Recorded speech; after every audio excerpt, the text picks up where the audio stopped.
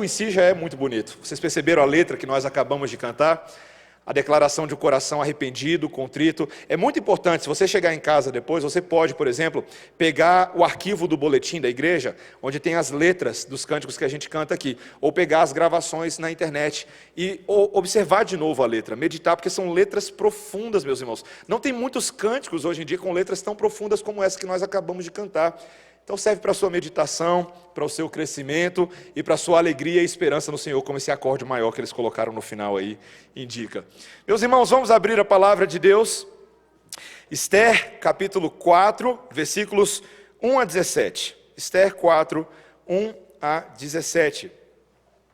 Estamos nos aventurando na saga deste livro de Esther, tão profundo, meus irmãos. Quanto aprendizado semanal para mim mesmo, e eu espero que para os irmãos também. Hoje o capítulo 4, os versículos 1 a 17, todo o capítulo. Preste bastante atenção na leitura desse texto sagrado. Quando soube Mordecai tudo quanto se havia passado, rasgou as suas vestes e se cobriu de pano de saco e de cinza. E saindo pela cidade, clamou com grande e amargo clamor. E chegou até a porta do rei, porque ninguém vestido de pano de saco podia entrar pelas portas do rei. E em todas as províncias aonde chegava a palavra do rei e a sua lei, havia entre os judeus grande luto, com jejum e choro e lamentação. E muitos se deitavam em pano de saco e em cinza.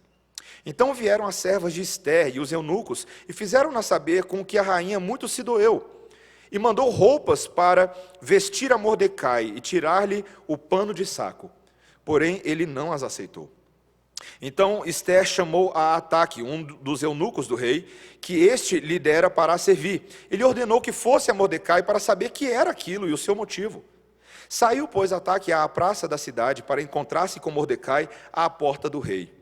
Mordecai lhe fez saber tudo quanto lhe tinha sucedido, como também a quantia certa da prata que Amã prometera pagar aos tesouros do rei, pelo aniquilamento dos judeus.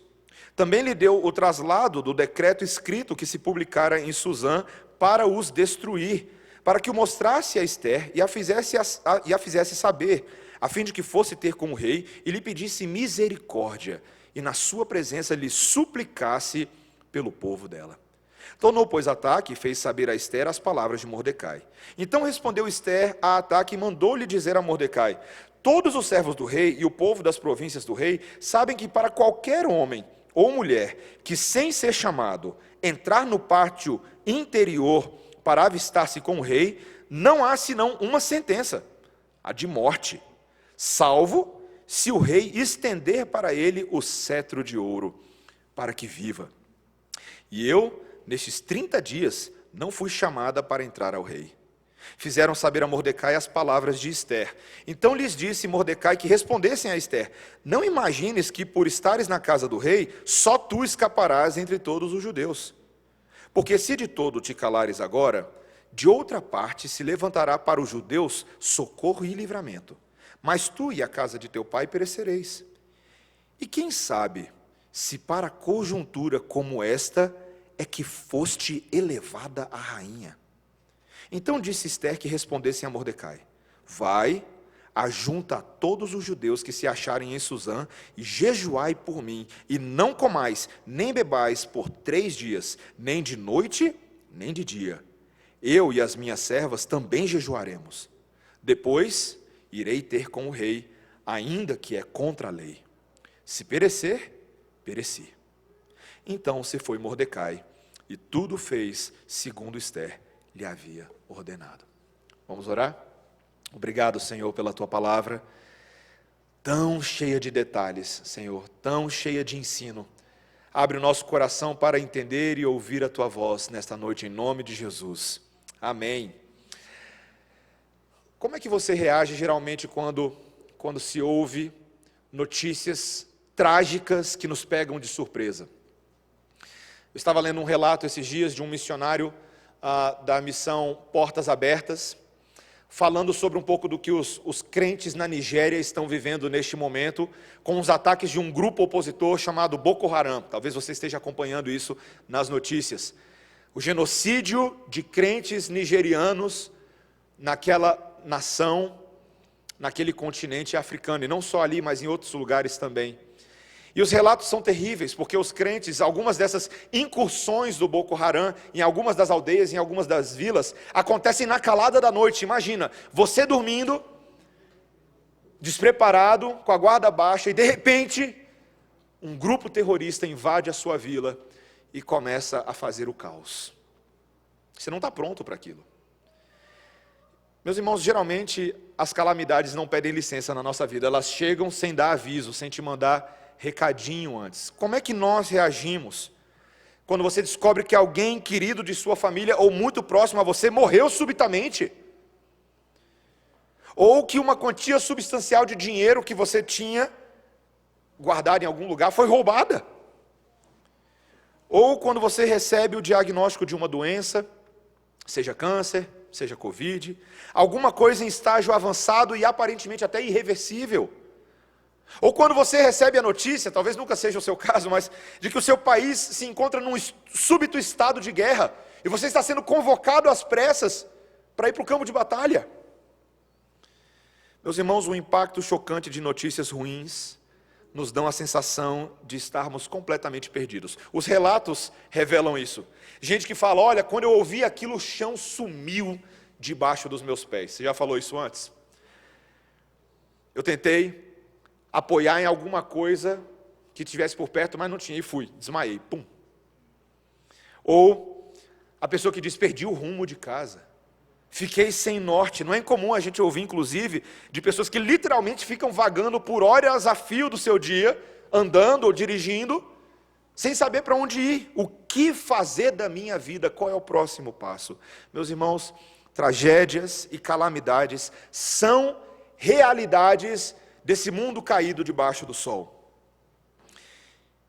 Mas esses intentos misteriosos de Deus não vêm para nos deixar perdidos, como alguns poderiam pensar. Pelo contrário, há sempre um desígnio de Deus que visa trazer glória para si mesmo no meio das adversidades, enquanto ao mesmo tempo Deus reorienta nosso mundo interior, reorienta as nossas prioridades, nossas ações, nos dando verdadeira direção. Meus irmãos, é curioso e irônico pensar que dentro dos propósitos de Deus, muitas vezes a gente acha o verdadeiro sentido e acha a verdadeira direção no meio das aflições.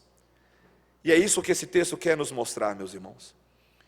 Uma vida que passa a entender prioridades, foco, direção, porque Deus produz essas coisas no meio de calamidades. E existem aqui 5 cenas que nos ensinam a viver com um alto grau de fé no meio dessas adversidades mais terríveis. 5 cenas, tá? E cada ato ou cada cena eu dei um nome, tá? A primeira cena é o lugar do luto na vida do crente. Depois o lugar da súplica na vida do crente. Depois o lugar da dependência na vida do crente. Depois o lugar da oportunidade e depois o lugar da intercessão comunitária.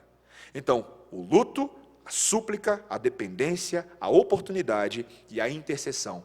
É um desenho que Deus está fazendo neste capítulo 4 de Esther e que se aplica à vida de cada um de nós aqui hoje à noite. Então ouça com atenção, porque a narrativa desse capítulo é muito interessante, tá? Cena número 1, o lugar do luto.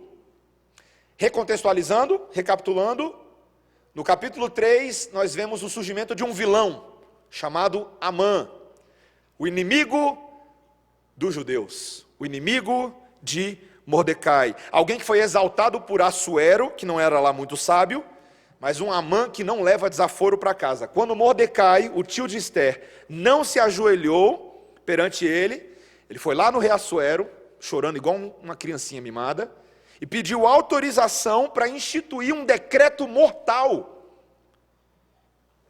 E a ordem, você lembra, era massacrar e eliminar os judeus, jovens, velhos, mulheres, crianças, tudo num único dia, e confiscar todos os bens deles. O edito foi proclamado para todas as províncias do império, e como se não fosse nada, ao término do dia, Amã e Assuero sentam para tomar uma bebidinha. para bater um papo. Enquanto o texto nos diz lá no final do capítulo 3 que a cidade de Suzã ficou perplexa, confusa.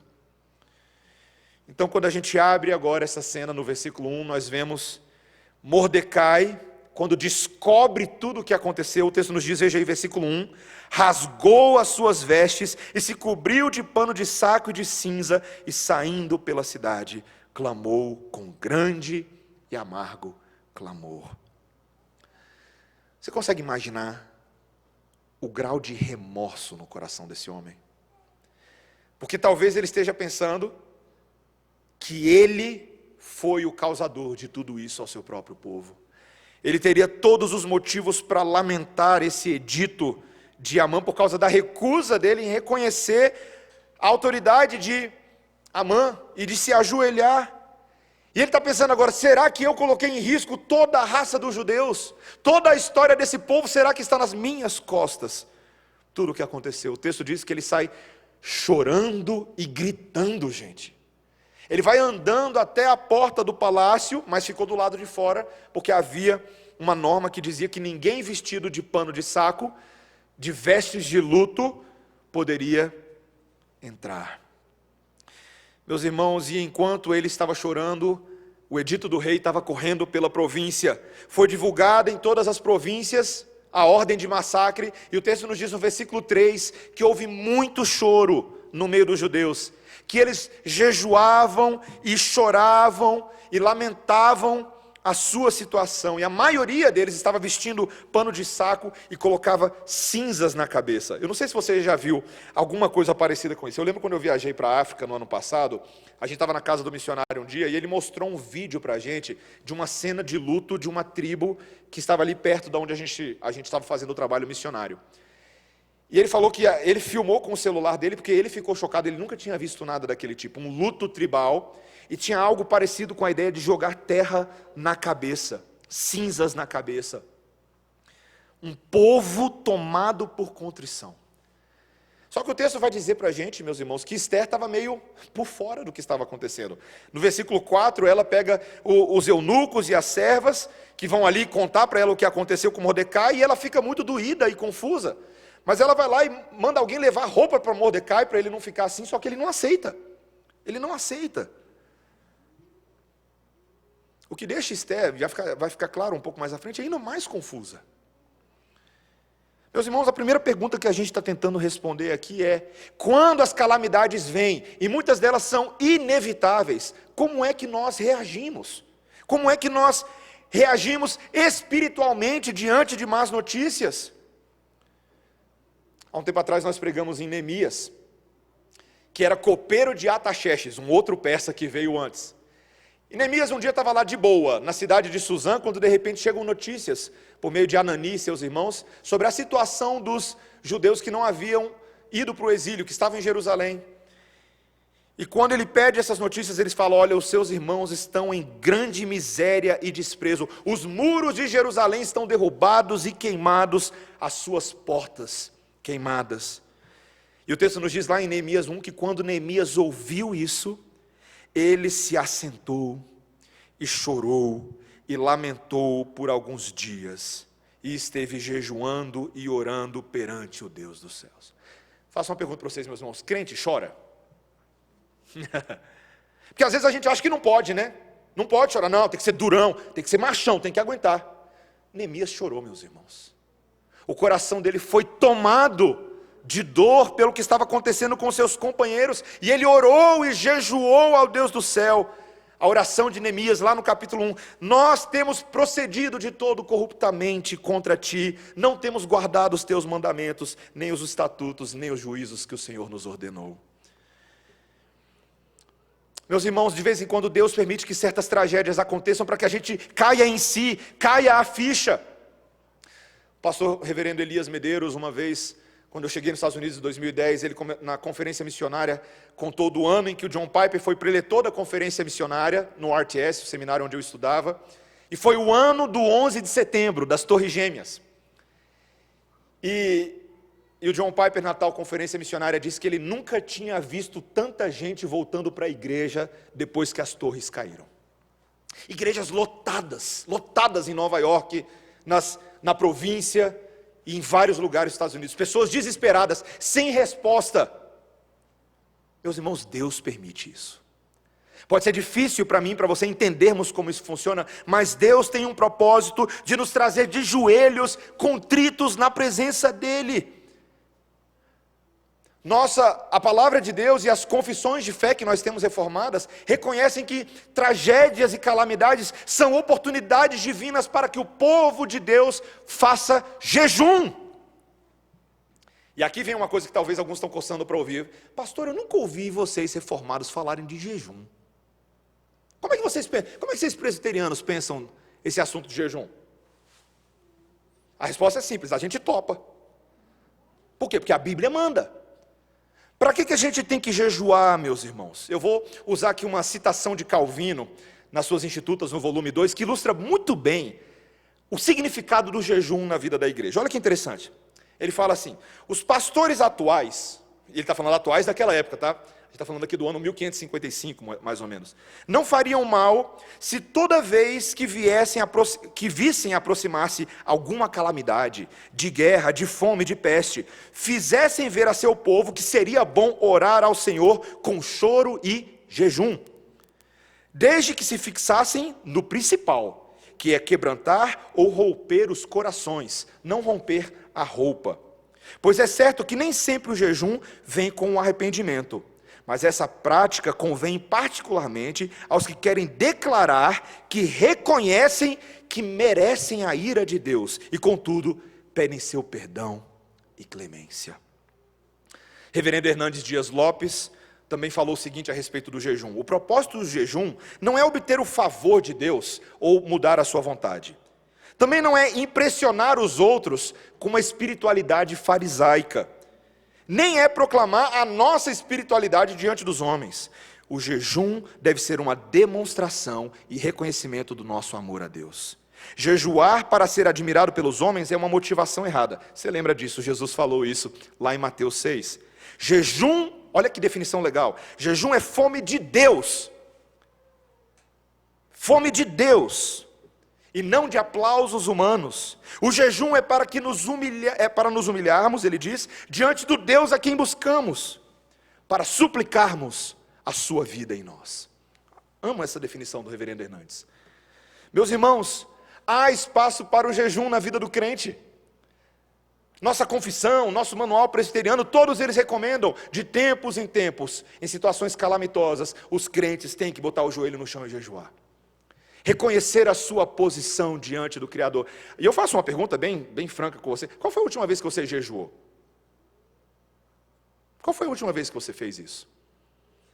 Qual foi a última vez que talvez a sua igreja convocou você para um jejum e você fez, talvez ali um pouco de corpo mole, né? Porque é interessante quando a gente fala de jejum com as pessoas, principalmente quem não está muito habituado, a gente fica tentando arrumar as cláusulas de exceção para não fazer o jejum, né? Mas pastor, eu tenho assim uma condição de saúde, eu não posso ficar muito tempo sem comer. É mesmo, irmão, por quê? Porque eu fico com fome. Veja, eu compreendo, meus irmãos, que algumas pessoas de fato têm causas de saúde que eles não podem fazer jejum, tá? E tem mesmo, tá? Mas não é a maioria das pessoas. O jejum é uma disciplina formativa do Espírito Santo em nós, que nos ensina a fazer aquilo que Jesus falou para a mulher samaritana em João 4. A minha comida é fazer a vontade do meu Pai. Os discípulos chegam ali com comida, né? Jesus estava com fome. Não, a minha comida é fazer a vontade do meu Pai. O jejum nos ensina isso. Que o alimento físico, ele tem valor temporário, mas o alimento eterno tem valor eterno. A palavra de Deus. Meus irmãos, nós devemos aprender a enlutar-se e lamentar calamidades com jejuns. Se uma represa rompe no interior de Minas Gerais, e nossos irmãos, como recebemos notícia no ano passado de Mariana, de Brumadinho e outros lugares, igrejas inteiras foram afetadas e pessoas morreram, você deve jejuar, porque são nossos irmãos, nós estamos com eles. Se o nosso país passa por turbulência política, por brigas partidárias, passa por perseguição religiosa, nós devemos jejuar. Não tenha medo de pensar assim, meus irmãos. Deus quer essa postura do coração da sua igreja. E nós aqui na Redenção, muitas vezes, convocamos a jejum oficial da igreja. É lícito. Conselho da Igreja Presbiteriana Redenção lança edital para convocar a igreja em jejum, dia tal, horário tal, até a hora tal. Está aqui os textos bíblicos, reúnam-se, orem, jejuem. É a palavra de Deus que nos manda fazer isso, meus irmãos. Esse é o lugar do jejum, diante da calamidade. Segundo lugar, o lugar da súplica. Veja que agora nos versículos 6 a 8, e eu vou resumir algumas porções para a gente, Esther então chama o eunuco Ataque, é o nome dele, um dos oficiais ali do palácio, que o rei havia designado para assistir, para ajudar Esther, e pediu que ele fosse lá conversar com Mordecai para saber por que ele de fato estava assim, o que estava acontecendo. Então o eunuco encontra Mordecai na praça da cidade, diante da porta do palácio, e Mordecai então conta tudo que havia acontecido com ele em relação a Amã, o fato de que ele não se dobrou, o fato de que Amã se irou, mas também ele mostra o caráter desse Amã, um homem inescrupuloso, um homem que não poupou esforços para agora mudar a cabeça do rei e voltar-se contra os próprios judeus. E o texto nos diz que Mordecai chega ao ponto de informar a quantia exata de dinheiro que Amã tinha prometido depositar nos cofres do palácio para financiar a execução dos judeus. Então Mordecai pega uma cópia desse edito, ele entrega a cópia para o eunuco e fala: mostra para minha sobrinha exatamente o que está acontecendo. E pediu a ela que intercedesse perante o rei a favor do povo. Meus irmãos, quando eu estava lendo essa porção, eu pensando como é que eu prego esses textos para a igreja, mas eu fiquei tão impressionado de descobrir nesse texto uma teologia de súplica embutida nisso aqui. Veja, eu não quero extrapolar muito o entendimento do texto bíblico, mas é interessante pensar que na hora de pedir algo, Mordecai detalha e esmiuça aquilo que está acontecendo para que a intercessão perante o rei seja eficaz, que o rei entenda o que está acontecendo. Meus irmãos, é uma baita teologia de oração que ele está falando aqui. Como suplicar perante o rei? Tem que ser detalhado, tem que ser esmiuçado. E veja, é exatamente o que o Senhor Jesus Cristo nos diz no Novo Testamento. Quando, por exemplo, no Sermão do Monte, falando sobre oração, em Mateus capítulo 7, versículo 7, ele disse: pedi e dar-se-vos-á, buscai e achareis, batei e abri-se-vos-á, pois todo o que pede recebe, e o que busca encontra, e a quem bate, abri-se-lhe-á. É interessante, Jesus joga essas coisas e não fica dando muita enrolação, não. Fala, é isso, é isso. Meus irmãos, a gente é tão ruinzinho de pedir, né? Não é que a gente não peça, é que a gente não sabe exatamente como pedir.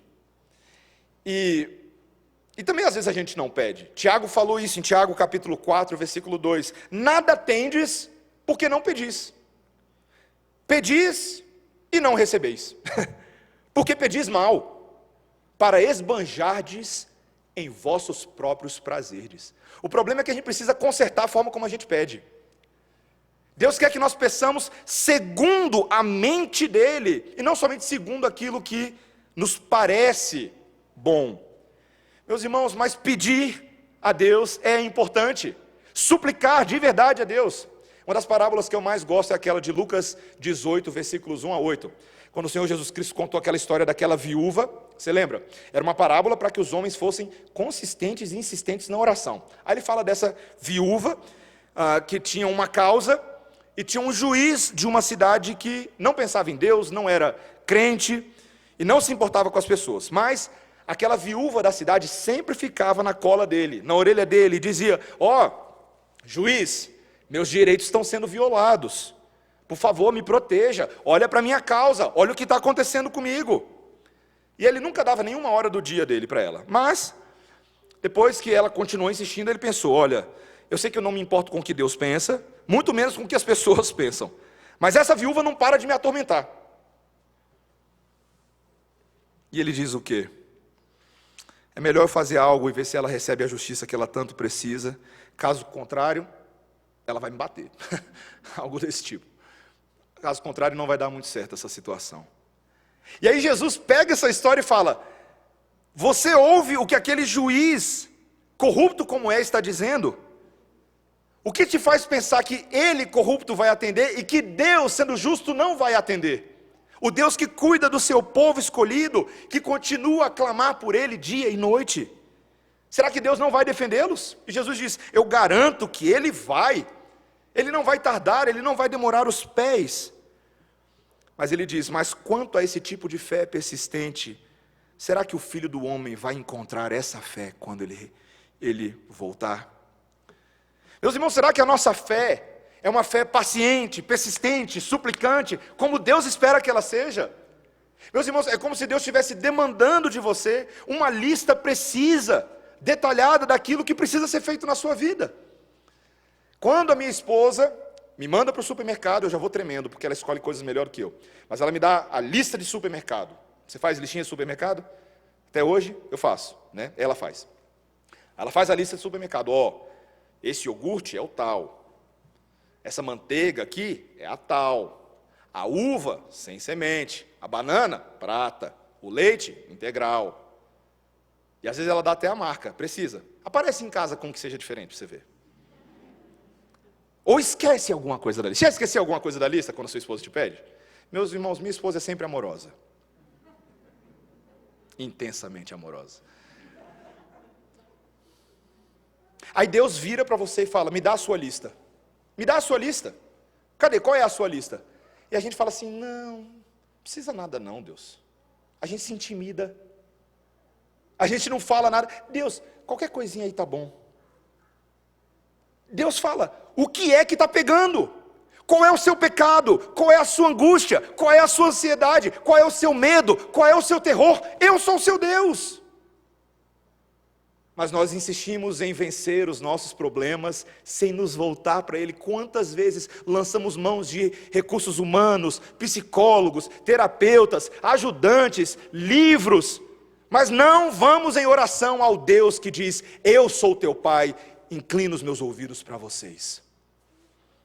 Meus irmãos, o lugar da súplica na vida cristã para vencer calamidades. Eu não estou dizendo aqui, meus irmãos, que Deus vai dar tudo o que você pede. Não é assim que as coisas funcionam, você sabe disso muito bem. Mas significa que Deus se agrada em ouvir os seus filhos, porque Ele fala, que pai, quando o filho pede pão, dá pedra? Meus irmãos, nós precisamos entender que Deus exige de nós esse tipo de relacionamento. Você não tem o direito de não pedir. É exatamente isso. Deus quer atender a sua oração segundo a vontade dEle. Terceira cena, já falamos aí do lugar do luto, do lugar da súplica, mas olha agora o lugar da dependência. Olha que interessante, o versículo 9 agora, veja aí o versículo 9. Tornou, pois, Ataque e fez saber a Ester as palavras de Mordecai. Está lá a súplica de Mordecai, e agora? O que é interessante, meus irmãos, é que a resposta de Ester, a partir do versículo 10, ela é muito reveladora. Ela vai alertar o seu tio Mordecai, que o rei era extremamente, o acesso ao rei era extremamente restritivo e arriscado. Parafraseando aqui um pouquinho, tá? Ela vai dizer assim, tio Mordecai, deixa eu te explicar um negócio. Todo mundo aqui no palácio, e até os moradores da província, eles sabem que o destino de qualquer homem ou mulher que se aproxime do rei sem ser convocado é um só. Morte certa. Morte certa. A única exceção é se o rei inclinar o cetro, estender à pessoa o seu cetro de ouro. Essa é a única forma de uma pessoa ser poupada. Você consegue imaginar a tensão dessa possibilidade? Não tem meio termo. Ou você vive ou você morre. E a chance de morrer é alta, se você furar a regra. E ela ainda acrescenta, e a verdade, tio, é que já se passaram 30 dias desde que eu fui convocada na presença do rei. E olha que eu sou a rainha, hein? Olha que eu sou a rainha. Meus irmãos, é a prova de que Assuero mudou de esposa, mas não mudou nada, né? Então, o eunuco, né, que está aí de pombo correio de um lado para o outro, né, volta para Mordecai, leva as palavras, Mordecai ouve e devolve palavras para Esther. Não tinha WhatsApp naquela época, gente. E o que ele diz? Versículo 13. Então lhes disse Mordecai que respondessem a Esther: não imagines que por estares na casa do rei, só tu escaparás entre todos os judeus. Meus irmãos, embora Esther fosse a rainha, e ela compartilhasse parte do poder e da riqueza do rei, ela ainda precisava da proteção e da sabedoria de Deus. Mordecai está tentando lembrar ela: é tolice sua, minha sobrinha, se você se confiar de que o rei vai proteger você. Esse sistema persa, esse sistema mundano que não tem Deus como referencial, você vai sucumbir, Esther, não vai dar certo. Meus irmãos, o ensino de que é uma baita de uma tolice quando nós sedimentamos a nossa segurança em recursos mundanos. Quantas vezes eu e você caímos nessa armadilha, meus irmãos? Ninguém nesse mundo está seguro na sua própria força, ou em qualquer sistema político, ou estatal, ou nacional, ou qualquer sistema que você tenha criado para te manter de pé. Quando Deus quer, Ele manda um coronazinho, resolve o negócio. Derruba todo mundo. Todo mundo se prostra igualmente. É tolice, meus irmãos, acreditar que riquezas ou posição nos tornarão imunes ao perigo. E Deus às vezes manda a calamidade para derrubar a nossa casinha, não é verdade? Eu e Débora tínhamos uma caixa de papelão lá grande, um caixotão, e decidimos fazer a casinha da Melissa. Fomos fazer a casinha dela. E ela ficou tão feliz, mas a combinação foi ruim, porque minha esposa é prendada, minha filha é empolgada, e a casinha evoluiu. E aquilo que começou com a casinha, decora aqui, corta ali, acrescenta uma coisa aqui, virou, meus irmãos, um verdadeiro abrigo nuclear. E é tão interessante, e minha filha começou a ficar enciumada pela casinha dela. Eu tentava entrar, botar a minha cabeça para dentro da portinha, ela fala: papai, não pode, é minha casinha. Tentava ver pela janela, ela não deixava. Toda segura e inabalável lá dentro. Aí um dia, eu estava lá, falei: vou dar uma zoada com a minha filha. Ela estava dentro da casinha. Débora não estava em casa, estava na consulta. Péssimas combinações de vida. E a Melissa estava lá brincando, e eu passei e pá, dei um tapa na casinha dela.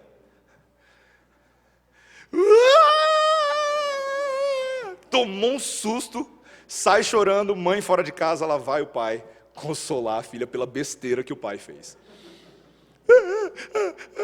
Desculpa, filha. Eu fiquei ali só consolando ela, meus irmãos. Eu não tive tempo de ensinar a teologia que eu queria ter ensinado para ela ali aquela hora. Os homens têm seus cavalos, suas casinhas, mas a nossa confiança está no Senhor dos Exércitos. Era o que eu queria ter falado para ela, mas não deu tempo. Eu espero que tenha ficado alguma lição para ela e para mim ali. Os homens têm as suas casinhas. Os homens têm seus sistemas, seus cavalos, seus carros. Mas tudo isso passa. A palavra do Senhor permanece para sempre. Ela é o firme fundamento que solidifica e acimenta as fundações da casa. Meus irmãos, a nossa libertação e a segurança vem somente do Senhor, e Deus vai fazer o que for necessário para tornar você cada vez mais dependente dEle. Aprenda isso, o nosso Pai que nos ama age assim conosco. Salmo 33, 20 a 22, nossa alma espera no Senhor, nosso auxílio e escudo, nele o nosso coração se alegra, pois confiamos no seu santo nome. Seja sobre nós, Senhor, a tua misericórdia, como de ti esperamos. Esse é o coração do crente. Ele para de olhar para as circunstâncias e olha para o Deus acima das circunstâncias. O lugar do luto, meus irmãos, o lugar da súplica, o lugar da dependência. Quarto e penúltimo lugar, o lugar da oportunidade. Veja que agora Mordecai, nessa conversa por pombo-correio com a sua sobrinha, ele inverte o ângulo da situação e coloca agora a responsabilidade no colo de Esther. Veja o versículo 14, olha só. Porque se de todo te calares agora, de outra parte se levantará para os judeus socorro e livramento, mas tu e a casa de teu pai perecereis. Meus irmãos, o que é notável aqui nessa frase é que a primeira coisa é a confiança de Mordecai, presta atenção, de que se por acaso Esther deixasse de agir nesse momento, a libertação para os judeus surgiria de outro lugar. Vai surgir. Mas o que é interessante é que ele não falou o nome de Deus. Você percebeu? Ele não no texto. E aí a gente volta para aquela situação curiosa de que no livro de Esther não aparece o nome de Deus em nenhum lugar. Mas Mordecai é um judeu, meus irmãos. Nós já falamos da identidade dele na última semana.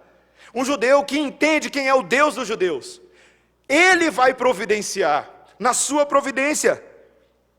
Meus irmãos, esse é um ponto teológico alto do livro de Esther, talvez o principal.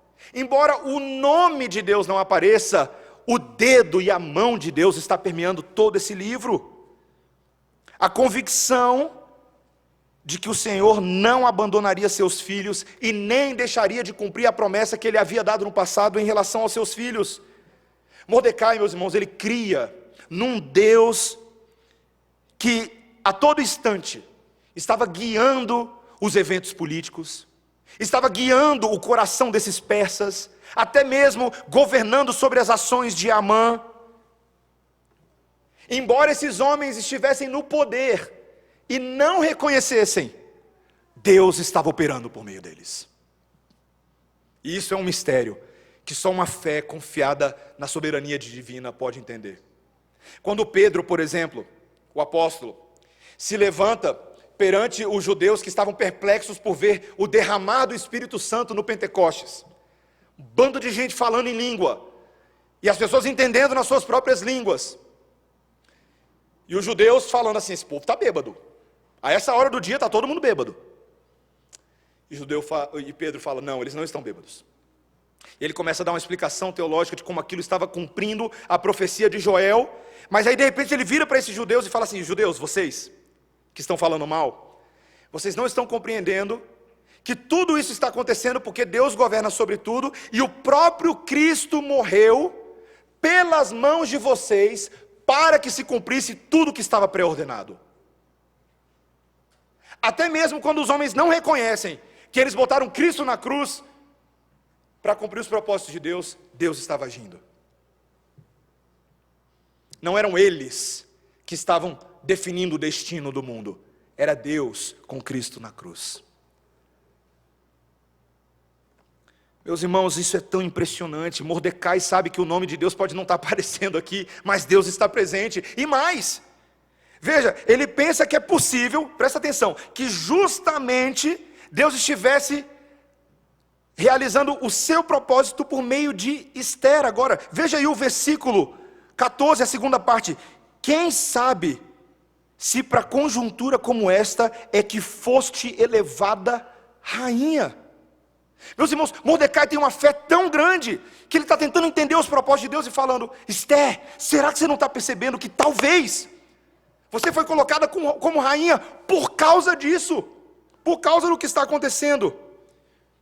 Meus irmãos, eu estudando o texto, minha cabeça ali fica se desenrolando e pensando em hipóteses que não aconteceram nesse texto. Eu fico pensando, se essa situação tivesse um outro encaminhamento. Já imaginou? Se depois que o decreto foi liberado, Mordecai e Esther falassem assim: ih, problemão.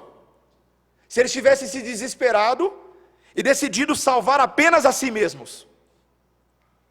Se Mordecai falasse: olha Esther, é o seguinte, eles ainda não sabem que você é judia, você não falou nada, está tudo tranquilo. Você já passou aí no concurso Miss Pérsia mesmo, já virou rainha. Eu volto lá, eu peço perdão para Amã, não tem problema. Eu me ajoelho quando ele quiser, pago 10 flexões de braço, faço o que ele quiser. O que for necessário para a gente não se complicar. Não é o que muita gente faria numa situação dessa, gente. Salve-se quem puder. Cada um por si, corram pelas suas vidas. Ou então, uma versão menos cruel, vamos supor que Esther e Mordecai fossem hipercalvinistas. E aí eles pensassem assim: bom, se Deus é soberano, Ele vai fazer alguma coisa. Então vamos ficar aqui de boa. Vamos fazer igual a Amã e a Assuero, vamos tomar um refri. Vamos ficar só olhando. Deus é soberano, ué. Não é o que a gente afirma, Deus é soberano. Ele vai fazer. Não, meus irmãos. Em vez disso, eles viram que Deus havia colocado eles naquelas posições com um propósito. E que eles deveriam seize the moment, a pegar o momento. E agir naquele momento. Meus irmãos, essa é a visão de crente. Quando nós enfrentamos desafios na vida, a gente não fica se perguntando, nossa, como eu vim parar aqui? Não, a gente se pergunta, por que Deus me colocou aqui? O que Ele tem para mim agora? Quais são os princípios da palavra que norteiam como eu vou agir aqui? E detalhe, eu vou agir aqui. Eu vou fazer algo. É o que o Kevin DeYoung fala no livro, faça alguma coisa. Fazer alguma coisa. Você não é Deus para entender os oráculos e os desígnios eternos de Deus, mas você é criatura de Deus, que tem o próprio Deus te empurrando, te encaminhando, te ajudando a agir. Meus irmãos, nós devemos na vida agir assim. Quando Deus nos dá a sua palavra, nos dá o mecanismo da oração, Ele quer que você faça alguma coisa. Tem tanta gente que tem uma teologia de oração que é, vou ficar esperando um sinal de Deus. Quem sabe Ele manda Gabriel só para falar comigo. Quem sabe, aí a gente começa a usar umas teologias meio tortas, eu tenho que ficar vendo qual é a porta que está se abrindo, qual é a porta que está se fechando, você fica tentando ver sinal na sua cozinha, fica tentando procurar alguma pregação na internet que tente te dar um sinal. Não, meus irmãos, a palavra de Deus é o sinal, imante-se na palavra de Deus, entre na palavra de Deus, conheça a palavra de Deus, haja de acordo com a palavra de Deus. Esse é o caminho de Deus, é o que Mordecai está fazendo, é o que Esther está fazendo. Eles estão se vendo em posição de salvar seus companheiros. Quando estiver ao nosso alcance salvar outros, nós devemos salvar outros. Provérbios 24, 11 e 12. Livra, o sábio está falando para o seu filho, livra os que estão sendo levados para a morte, e salva os que cambaleiam indo para serem mortos. Se você por acaso disser, não o soubemos, não o perceberá aquele que pesa os corações? Não o saberá aquele que atenta para a tua alma, e não pagará ele ao homem segundo as suas obras. Meus irmãos, se alguém está sofrendo risco de vida do seu lado, e você faz vista grossa e finge que não é com você, você está indo contra a palavra de Deus. Deus, Ele nos coloca em posição de ajudarmos, de salvarmos, de estarmos ao redor daquelas pessoas para sermos instrumentos de resgate na vida delas. Eu e você não sabemos com antecedência como Deus realizará a sua vontade. Mas se confiarmos em Deus, seremos surpreendidos pelas maneiras como Ele demonstra a sua confiabilidade, meus irmãos. E eu fecho com a última cena dessa longa narrativa, mas o lugar da intercessão comunitária. Falamos do luto, da súplica, da dependência, da oportunidade, mas agora a intercessão comunitária.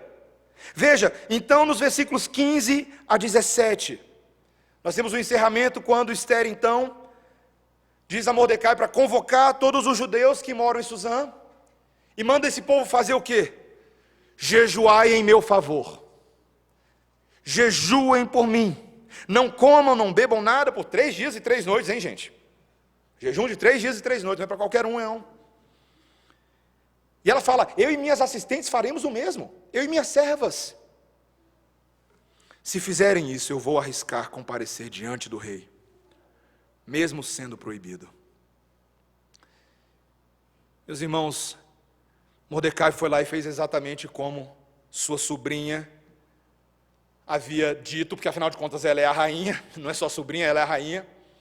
Mas ela é também alguém agora que entendeu e partilha da mesma fé, está no mesmo barco. Vamos, Mordecai, vamos fazer, pede para esse povo jejuar, orem por mim. Meus irmãos, na hora que o bicho está pegando, é a hora que a gente precisa uns dos outros. Que a gente precisa dar ombro a ombro, juntar braço a braço, e orarmos e sustentarmos uns aos outros. Numa palavra aí que é difícil de usar essa palavra que eu vou usar agora, porque ela tem outras conotações. Quando as pessoas falam corrente de oração, tem umas características meio estranhas de vez em quando. Mas eu vou usar essa palavra no sentido redimido, tá? Quando você se acorrenta a alguém, aqueles filmes que o policial fala assim, bota uma algema no braço dele do criminoso para o cara não sair correndo. Você está preso com aquela pessoa. E o que acontece com ela, acontece com você. O que acontece com você, acontece com ela. Meus irmãos, eu e vocês estamos acorrentados uns aos outros pelo Cristo que nos fez família uns dos outros. E se isso é verdade, o que acontece com meu irmão acontece comigo. O que acontece com as pessoas ao meu redor na comunidade da fé tem efeitos sobre a minha alma, e portanto eu sou responsável por elas. Eu devo orá-la por elas, ajudá-las. E aqui falando de corrente, tem aquela dinâmica de acampamento, né, que você já fez antes, se você foi de acampamento cristão, que te amarram com barbante nos seus irmãos. Super legal isso. Te amarram com barbante. E aí todo mundo está lá enrolado com barbante, entrelaçado, e agora fala assim, desembola. Legal, né? O cara da dinâmica, ótimo, fácil de fazer isso. Mas tem que dar um jeito de desembolar, não é? Para desembolar todo mundo tem que fazer junto. Né? Eu não vou fazer aqui porque é púlpito presbiteriano, gente, mas tem que girar, né? Fazer aquelas coisas todas. Gente, para desembolar o pecado que tenazmente nos assedia, nós precisamos ajudar uns aos outros. E a forma de fazer isso é orando. Orando nas calamidades, orando nas tragédias, orando nas adversidades para que Deus sustente o meu irmão do lado, para que ele não sucumba, para que ele não morra, para que ele viva. Meus irmãos, Esther sabia exatamente o que ela tinha que fazer, e sabia que isso podia custar a vida dela. Você vê o que ela disse aí no versículo 16, o finalzinho? Se perecer, pereci. Que posição, meus irmãos? Esther não sabia se iria morrer, mas aceitou a possibilidade do seu destino, não foi? Jesus sabia que iria morrer, e ele aceitou a possibilidade do seu destino. Nós temos um Cristo tão humano, que naquele jardim ele chorou, ele suou sangue, sua carne gritou, Pai, se possível, passa de mim esse cálice, contudo seja feita a tua vontade, não a minha. Um Cristo que, como o nosso catecismo coloca, sentiu os terrores da morte na sua humilhação, foi afligido pelos homens. O pecado dos judeus caiu sobre ele, o pecado de homens que não eram judeus caiu sobre ele, e ele sofreu, ele amargou. Mas foi por meio da morte dele que nós vivemos, foi por meio das feridas dele que nós fomos curados. Meus irmãos, o impacto de más notícias, e eu fecho com isso, o impacto de más e terríveis notícias nesse mundo, perdas, mortes, doenças, calamidades públicas, só pode ser superado pelo impacto das boas notícias do reino de Deus. Essas sim são impactantes. Porque você acha que alguém seria surpreso com a má notícia? Mas ninguém está pronto para a boa notícia. Eu era cego e agora eu vejo. Eu era coxo e agora eu ando. Eu era morto e agora eu vivo. As boas notícias, meus irmãos, elas escandalizam as trevas. Satanás até podia saber a palavra de Deus e saber que havia profecia de ressurreição lá na frente. Ele só não esperava que ia dar certo. Eu particularmente fico muito feliz quando Satanás é surpreendido pelas notícias do reino de Deus. Eu não sei você. Porque o inimigo das nossas almas se acha muito soberano e muito prepotente, muito potente. Mas o nosso Deus, meus irmãos, o nosso Deus, Ele não falha. Suas promessas não falham. Se eu e você estamos de pé aqui hoje, ainda que Esther não soubesse o que ia acontecer, Deus sabia o que ia acontecer. Porque nós, israelitas, filhos da promessa em Abraão, estamos aqui hoje, não é verdade? Se você está aqui hoje, você podia nem ler Esther 4, é porque deu certo. É porque deu certo. Deus está cuidando de nós. E quando eu lembro disso, meus irmãos, as calamidades podem ser enfrentadas, as tragédias. Quando eu vi as crianças entrando na igreja hoje, tanto hoje de manhã quanto hoje à noite, viu Alice? Viu Henrique? Eu fui tomado novamente, meus irmãos, pela convicção de que o que Deus prometeu está dando certo. Sua palavra não falha, seus propósitos não mudam. E sim, de vez em quando, tem que rebagunçar as cadeiras do templo. Mas o que é esse problema? Para um Deus que já resolveu o nosso maior problema, que era a nossa eterna inimizade contra Ele. Eu e você hoje somos amigos de Deus, glória a Deus por isso. Que eu e você tenhamos força no Evangelho de Cristo. Não era Esther a nossa mediadora, é Cristo o nosso mediador, no Evangelho de Cristo, para sobreviver às calamidades desse mundo. E olha, quando você estiver caindo, quando você estiver afundando, ore, jejue, joelho no chão, meu irmão. Tenha uma vida de oração, para de ser um teórico da teologia, ore, ore. Deus é tão bom que até ouve as orações e responde às orações. Que Ele nos impulsione corajosamente a sermos esse povo da aliança. Vamos orar, meus irmãos. Senhor Deus, nós te agradecemos pela palavra do Evangelho no capítulo 4 de Esther. Rendemos graças ao Senhor pelos infindos cuidados de Deus em todas as circunstâncias da nossa vida.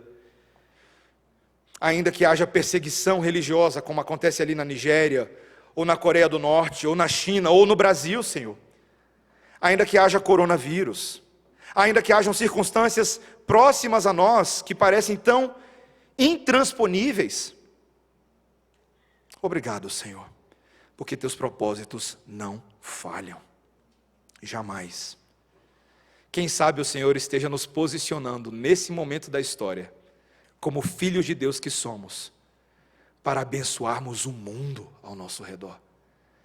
Então, Senhor, muda a nossa ótica de vítima, afasta de nós a nossa passividade, dá-nos o espírito corajoso do nosso Mestre, que habitou nos profetas, nos apóstolos e habita na igreja do Senhor. Dá-nos coragem, Senhor, de dizer: se perecermos, pereceremos, mas para o Senhor viveremos eternamente. Em nome de Jesus. Amém. Amém. Meus irmãos, nesse momento, antes da música, eu sei que vocês estão prontos aí.